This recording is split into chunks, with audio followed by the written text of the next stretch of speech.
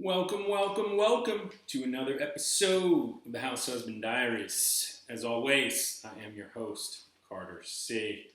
Today, I am going to do something that, is near and dear to me. I've shared a bunch about my personal, work history and experiences. I've got a lot more of that to share, but I was traveling this past summer and ran into, or we met up with one of my wife's friends and her parents and her husband. And we were over in Europe, in Austria, and the mom was reading or had read a book, and we were somehow, I don't know, we got on, but she said, "Have you read this book called Code Girls?" And it's about the female code breakers in World War II. And I said, "No, I hadn't," but for whatever reason, we got back from our travels, we moved in, and as I was getting settled, I thought, now's a good time, didn't have the puppy, now's a good time for me to read a book. I like to read, but I hadn't read a whole lot and wanted to get back into it, and so I thought, I'm going to try this book, and the reason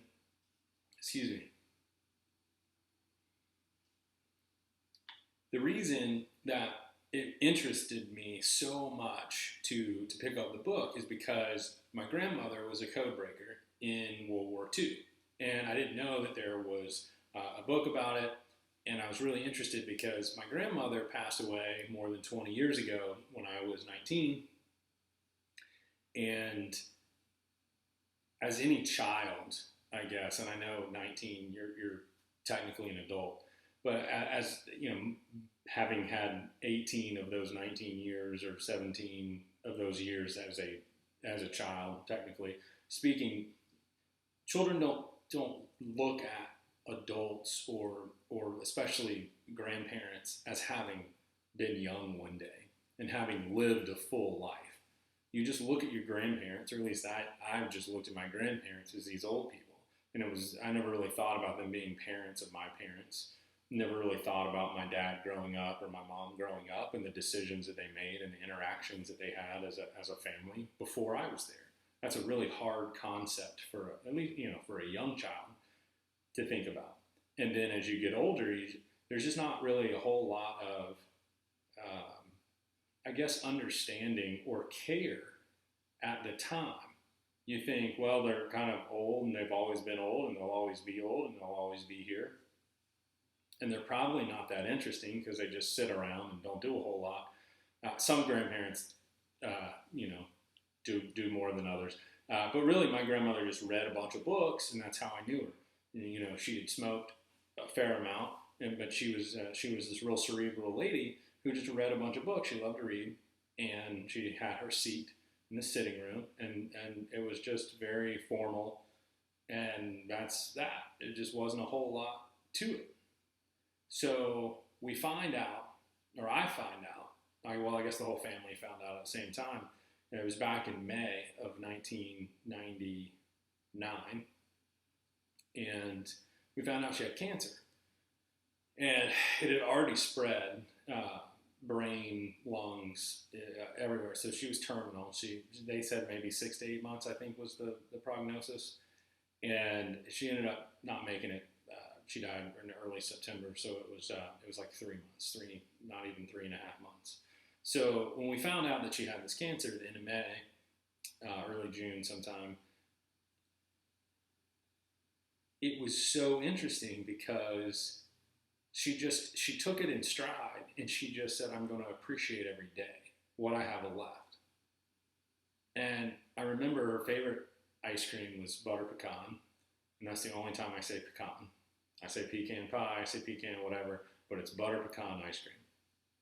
Don't ask me why I don't say, but anyway, it's butter pecan ice cream, and she loved it. And so I just remember sitting with her after her brain surgery and everything, and she would just, they go, I called her Mimi, and you say, "Mimi, you want some ice cream after dinner?" And she go, "Well, yeah, why yes, I think I will have some. Why not? Why would I say no?" And so anyway, she would just savor every spoonful, and I just, as one of those memories that you have and that you enjoy and you don't really understand. she was the first grandparent I had to die, and so all of these things were new to me. And part of the reason why I'm doing the House Husband Diaries and kind of go on a side right now is is is to tell my story. And I do want to write some books. I've got one currently in the works. It's been in the works for a long time, but it's a lot harder for me to sit down in front of a computer and just type away in silence, especially with a dog. But it's easier for me to talk into a microphone. And so some of these stories are just to be out there in the cosmos, kind of like an autobiography. But they're my stories, and if something happens, then great. People have my story in my words. And the reason why I say that is because when we found out that my grandmother was terminal, we were all sitting. I don't know how. I don't remember what month it was. We only had a few, but her sister came down from up north, from Massachusetts, I believe. And we were all sitting in the sitting room, and she goes, well, everybody, I think I'm going to turn in. It's my bedtime. She said, good night to all of us. And then she looked at my grandmother, and she said, I don't remember exactly how she said it, tienes buena noche or something. I don't know. She said, have a good night in Spanish. And I'm sure you don't say tienes. I'm sure it's probably something else. But my grandmother started speaking Spanish back to her. And my grandma is like this old white lady who lives in this eastern North Carolina town. There's about 24,000 people growing up, a little over 20,000 people. And all she did was just hang out, really read books.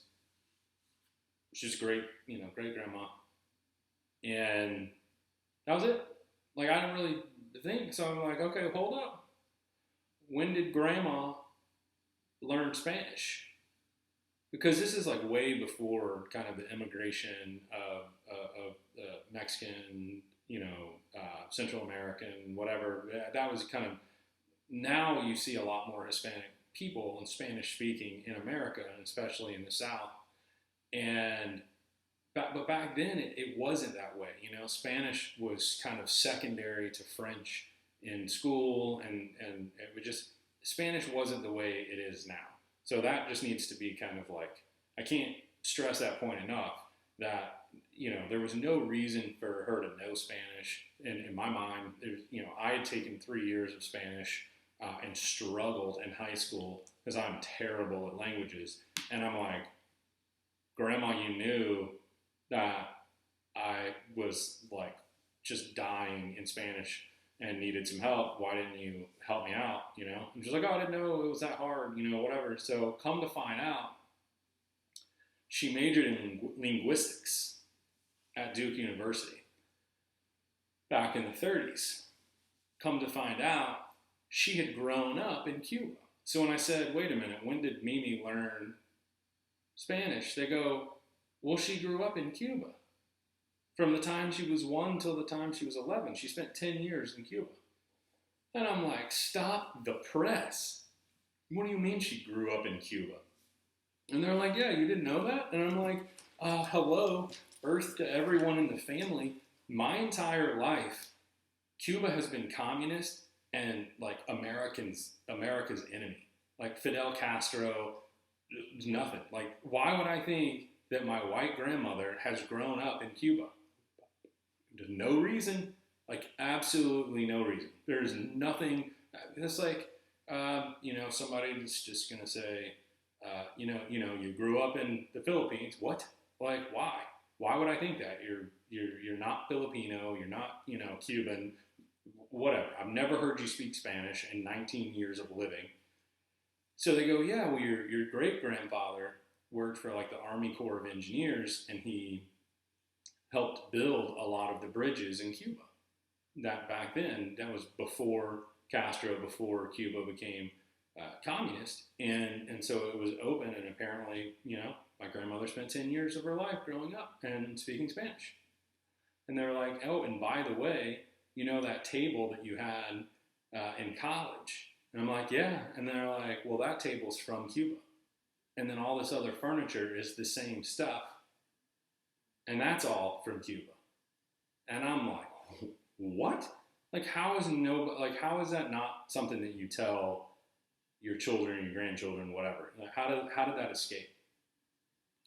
So I say all of this, and this story may only be important to me and some, my family, but I say all of this and I share this story because I want to impress upon you that your story is important. Whether it's you grew up in another country, you know other languages, or just hey, you grew up in a small town like I did, and everything kind of seems boring and normal to you because it's your life. And same with me in my life, there are people, whether it's the masses or just people in your family, that care about your story. And so I think it's important to share your story, whether you write it down, you come on the House Husband Diaries, right here, and we talk about some of the things you've done in your life and your story. And part of what I want to do with the House Husband Diaries is not only share my story, share my family's stories, but also share other people's stories. I love stories, and not just the Oprah, let me find some tearjerker or something and give away cars. I mean, just the normal, everyday stories that are that make life worth living, that make life enjoyable. Friendships, relationships, whatever it is, people helping people, just certain interesting facts. So anyway, I was getting a little off topic, but I just wanted to say, if you've got the time, if you like to read, Code Girls is a great book. I really enjoyed 99% of it, 98% of it. She gets a little liberal for me, and talking about how great these women did, because not only did they do a great job, but they also had to fight the sexism and at the time and stuff. Just cut that out. I don't care about that. I care that they were skilled at code breaking, and I don't.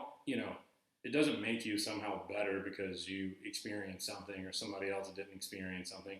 Leave that out of there, But the history and the research and the stories of those people is just fascinating, and they did a really great job as far as breaking codes and helping out in the war effort and helping the U.S. win World War II. And then to know that my grandmother had done that, and she passed away before I could talk to her and really get her stories about that time. What I liked about Code Girls was it made me feel like I was reading about my grandmother's friends and my grandmother, and it felt like 20 years after she passed away, I was reading a story about my grandmother, and it made me feel closer to my grandmother. So that's all I wanted to say. Go pick up Code Girls, read it. Even if you didn't have a parent, a grandmother, or a mother that was a code breaker in World War II, it's a fascinating read about a group of women that worked really hard and had a certain skill set that not everybody has, and they used it to the utmost of their ability, and that was really good. And I was just really happy to read that book, to kind of reconnect with my grandmother, who I don't think about every day, but when I do, I always think it's really funny that I found out so much about her so late, and then I had opportunities with that to learn more about my other grandparents while they were alive. So that's kind of the other thing too. Ask your family stories, ask your grandparents their story, ask your parents their story, because if you don't know it, if they're not talking about it, then you may have to pull it out. But it's worth asking somebody their story, sitting down, having a cup of coffee, and thanks for watching this episode of the House Husband Diaries. Hope you have a great day.